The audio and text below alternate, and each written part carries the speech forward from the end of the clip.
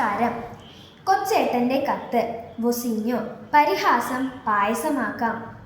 പ്രിയ DCL കൂട്ടുകാരെ, അർജന്റീനയും Cape വെർദെയും തമ്മിലുള്ള ആവേശ പോരാട്ടം അന്ത്യത്തോടടുക്കുകയാണ്. അമേരിക്കയിലെ മിയാമി സ്റ്റേഡിയം 2026 ഫിഫ വേൾഡ് കപ്പിലെ ഏറ്റവും വികാരഭരിതമായ രംഗങ്ങൾക്ക് സാക്ഷ്യം വഹിക്കുകയാണ്.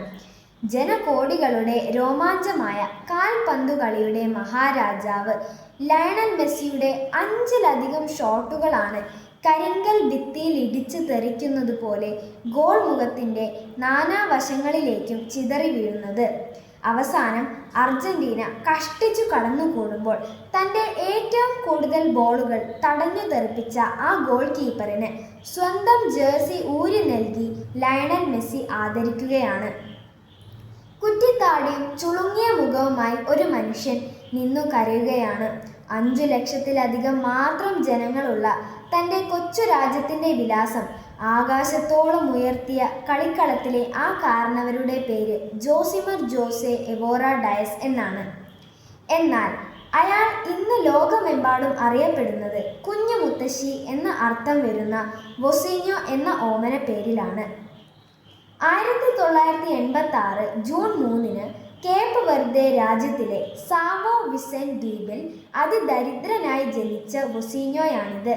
പിതാവ് പട്ടാളത്തിനും അമ്മ കൂലിവേലയ്ക്കും പോയതിനാൽ മുത്തശ്ശനും മുത്തശ്ശിയും വളർത്തിയതിൻ്റെ പേരിൽ കുഞ്ഞു മുത്തശ്ശി എന്ന കളിപ്പേര് സ്വന്തം ഔദ്യോഗിക പേരാക്കി മാറ്റിയ വൊസീഞ്ഞോയാണിത്.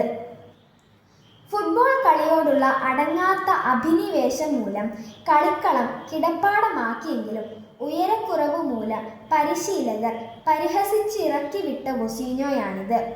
കാൽപന്തുകളിയുടെ വൈഭവം പാദങ്ങളിൽ തുടുതുടുത്തപ്പോഴും ഉപജീവനത്തിനായി ബസ് ഡ്രൈവറായും ഇലക്ട്രീഷ്യനായും കൂലിപ്പണിയെടുത്ത വൊസീഞ്ഞോയാണിത്. എന്നാൽ 20-ാം വയസ്സിന് മുന്നേ തന്നെ 6.3 അടി ഉയരം നേടി അങ്കോള, മൾഡോവ, സൈപ്രസ്, സ്ലോവേക്യ, പോർച്ചുഗൽ തുടങ്ങി നിരവധി രാജ്യങ്ങളുടെ ടീമുകളിൽ കളിച്ചു ജയിച്ച് 2026 ഫിഫ ലോകകപ്പിൻ്റെ രോമാഞ്ചമായ സൂപ്പർ ഗോൾ കീപ്പർ വൊസീഞ്ഞോയാണിത്.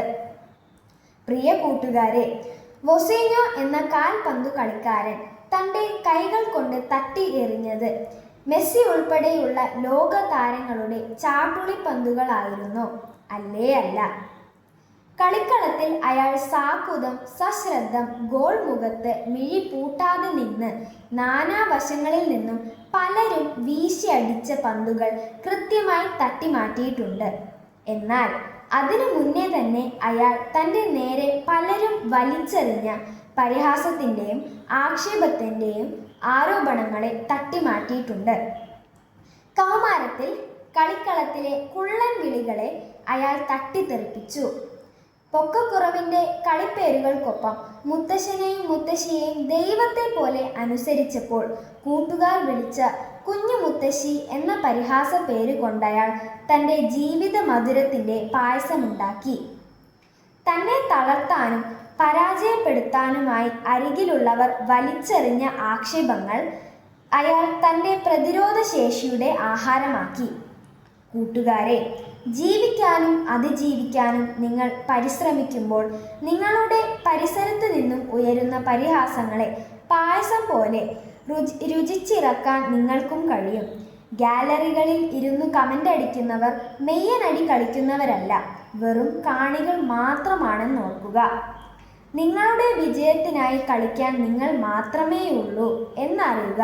വിജയാശംസകളോടെ സ്വന്തം കൊച്ചേട്ടൻ. നന്ദി.